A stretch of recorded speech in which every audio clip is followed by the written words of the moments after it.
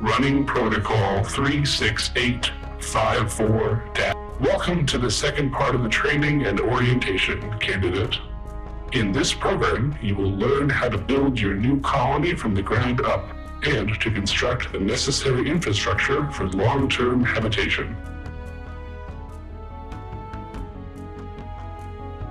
Actually, candidate, there is something I need to ask you. Do you mind indulging me? While transferring you from the last program to this one, I had a few spare cycles to review the logs and status of your shelter. Some of the information I have now doesn't properly correlate. Why are you on this planet, candidate?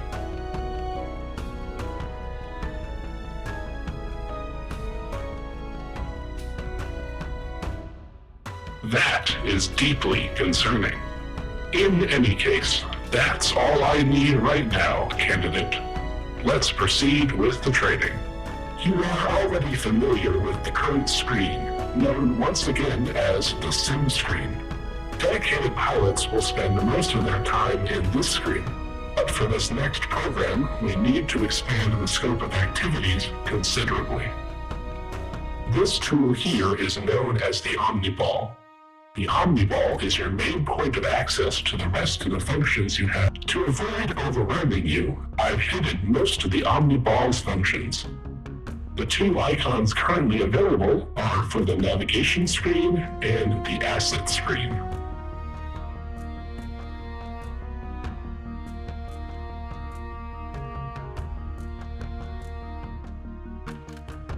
We are first going to dip into the asset screen briefly. Click this icon.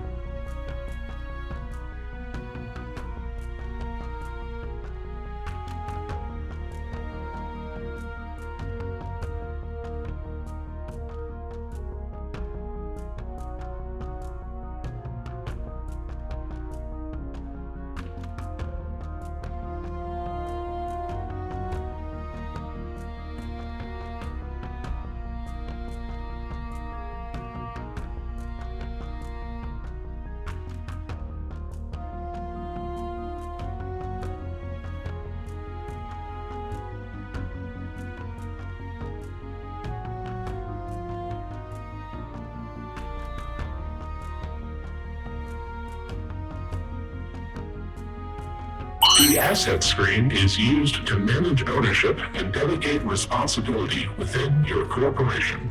Click here to expand the corporation category. This line shows your list of assets and your current role, which is still. This line shows the algorithm which is currently managing the role of Warmaster, the highest authority for this project. Human management will always have priority, meaning that you could easily supplant the algorithm as head of this project. Now select Warmaster to claim your title and all of the great responsibilities that go with it. Excellent. We'll come back to the asset screen later when there's more to manage. For now, click here to return to the previous screen.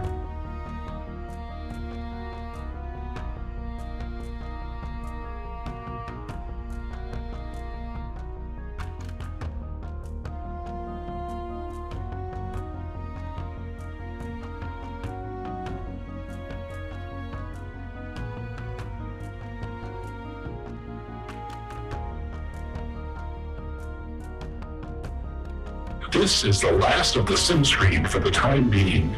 The majority of large-scale corporation management is done from the navigation screen, or go ahead and click here to open the nav screen. This is the nav screen. You have a lot of information in front of you, but don't worry, it will all be explained in time.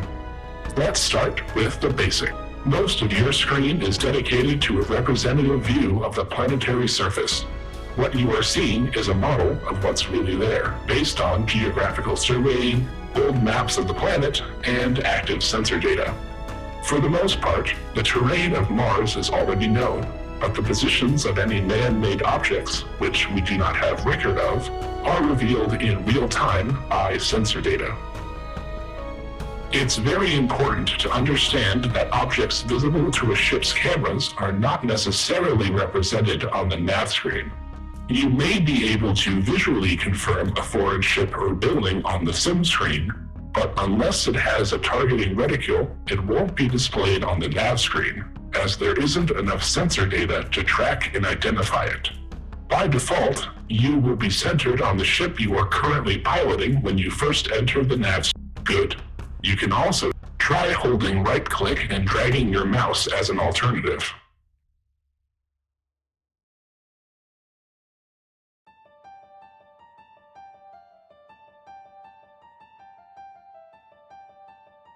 Next, pan vertically down and back up. You can zoom in and out using the scroll wheel or by left-clicking and dragging this gauge here. Try using either method to zoom.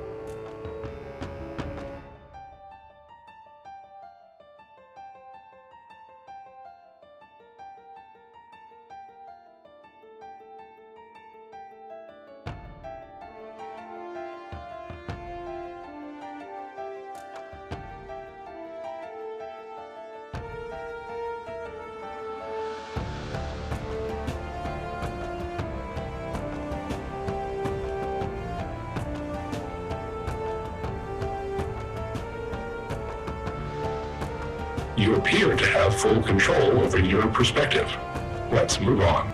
In the last program, you came to this node to expand, but let's pretend instead that you received.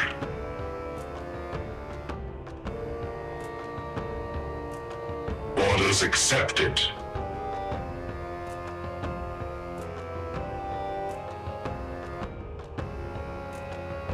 In a typical scenario, after your ship has converted itself into a bunker, orders accepted with a single builder bot. You also have a cheap scouting and exploration ship, which I have reproduced simply for accuracy. We will not be covering exploration in this program. Let's start with the builder bot. The builder bot is a special support unit which is necessary to this entire project. Builder bots come standard with the builder beam component, which only they can use. Orders accepted. Orders received. Orders received. If orders received. Orders accepted. Orders accepted. Orders received. Orders received. Orders accepted. Orders received. Orders received. Double-click the builder bot button, or use the select builder bot key twice to center your view on the builder bot.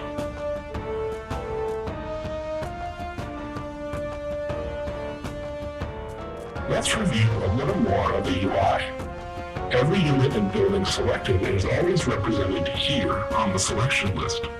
By hovering your cursor down here, you have the available commands you can give to selected units. These will change based on the type of unit selected. Hovering over the icons will display the name of the command, such as build or repair. Select this icon to prepare a build order. We'll need power to get our city started, so select reactors with the cursor or by pressing the corresponding number pad key. Now select thermoelectric. You can now select the location for your new reactor by using your cursor and right-clicking. We'll be building outward, so a nice centralized spot is probably the best to start, but any location within the node is acceptable. Place the reactor wherever will make you happiest. Excellent. Now your builder bot will travel to the chosen location and build a reactor. The materials your builder bot currently carries are known as component materials, or CMs, and they allow construction to proceed at an accelerated pace. Construction complete. Next, first, open the Build menu and select Research Labs.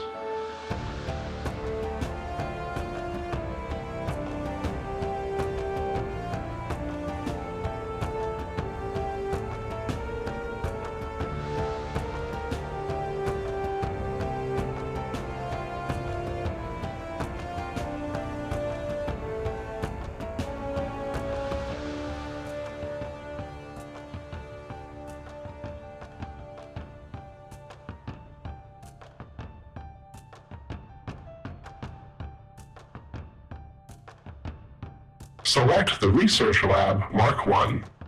Notice how there is a new circle centered on your reactor? When you place your first building in a location, it starts a new city. Accepted. To add to the city, you just place further buildings anywhere within the city limits.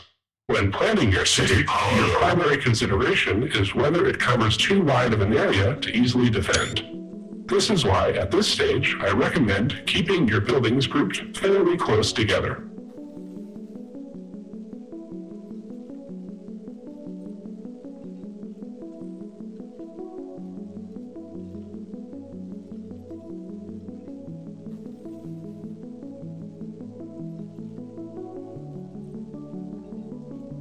Construction complete. It's not unreasonable to want a little space between buildings. As utterly destroyed buildings, particularly reactors, we need research because you were only sent with a limited set of blueprints. I assume this is to save money on hard drive space in your starting package. With a functioning lab, we can design new blueprints for buildings and ships, which will allow you to become self-sufficient. There's no need for you to be a competent physicist. Labs contain specialized computers and algorithms that allow them to process data and theories with no human intervention. Now we can learn about your next screen. Select this icon on the OmniBall to access the research screen.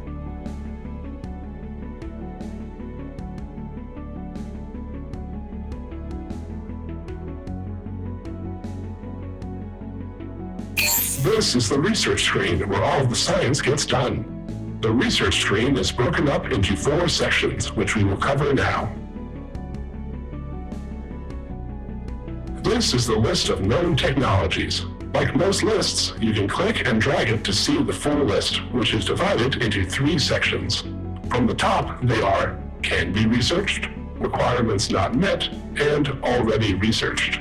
Researching technologies grants us broad theoretical knowledge of the principles in question. This is the item list, which is organized identically to the technology list. Items are the specific applications of technology, rather than the theories, which includes ship components and entire buildings. Currently, all known items are already researched. This area activates when you request more details.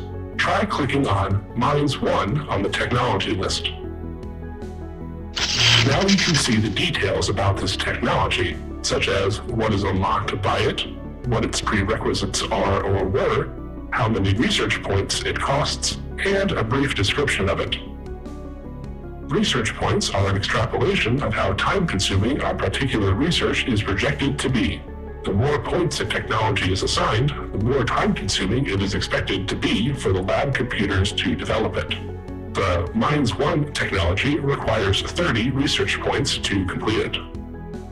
Lastly, this section on the left is for directly accessing any lab you control.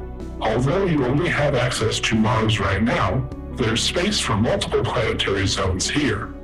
Perhaps this is meant to allow settlements across the solar system to link together in mutual cooperation. That, or the designers of this interface imagined a single corporation establishing settlements across the entire system as a kind of great settler empire. That level of ambition is quite human. For now, click on Mars to access your available cities. Now select Installation 1 to access labs with it. We only have 1 lab built just now, though that will likely change. We need to start extracting resources from the ground, so we should research Mines 1. To do this, simply click and drag Mines 1 from the technology list onto your available lab.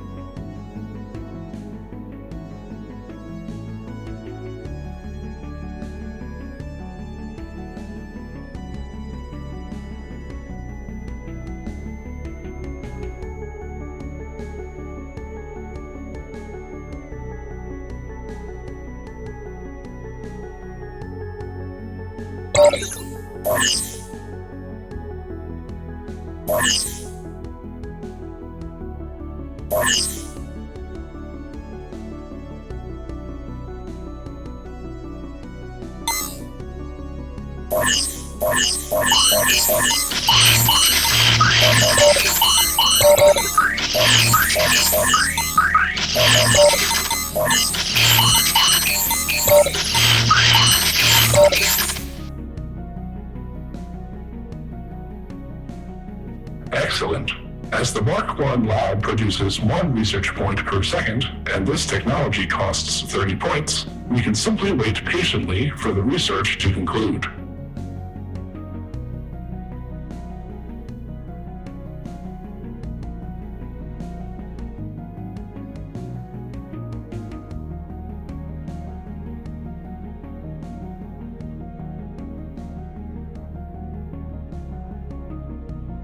With the technology completed, both lists on the right update.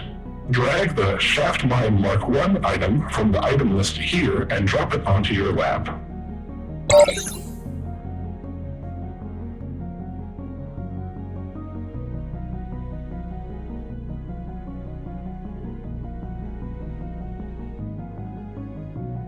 Now the technological theories already researched will be applied to the design of a new building blueprint.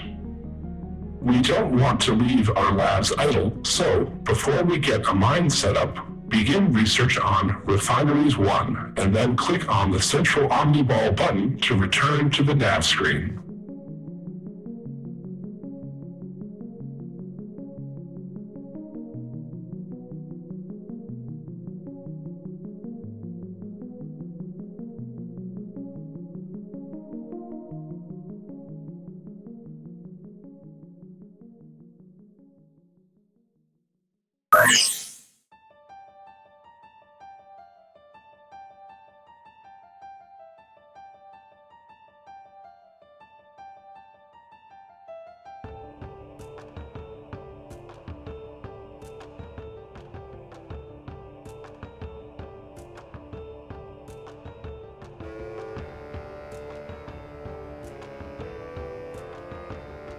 Research complete. Orders received.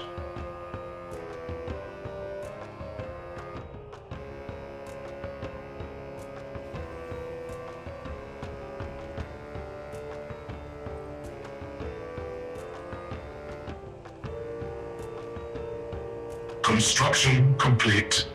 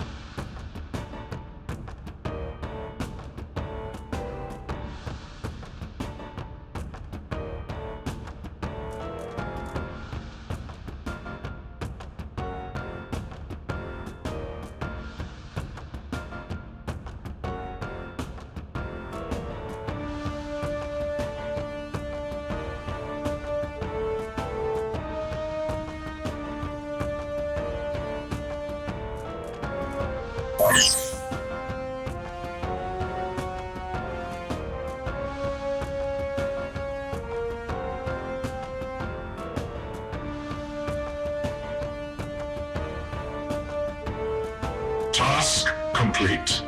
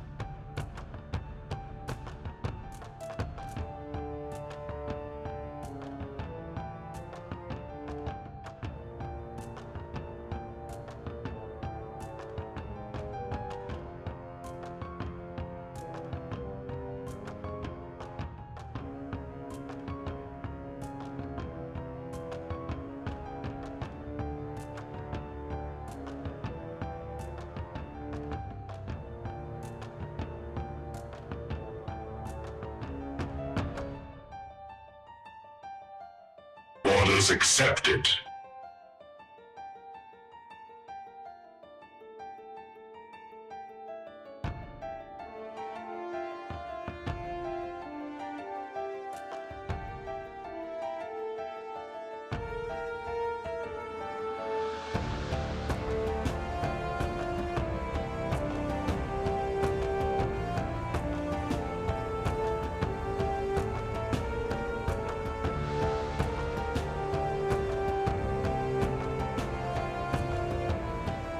Construction complete.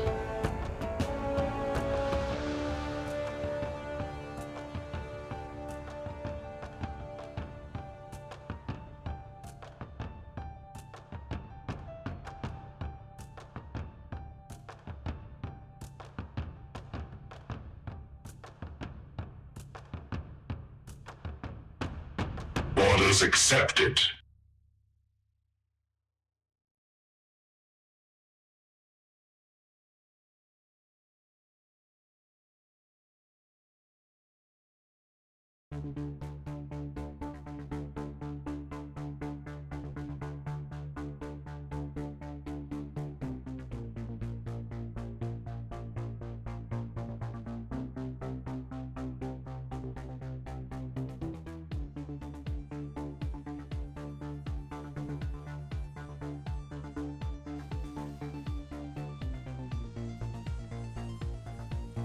Building complete.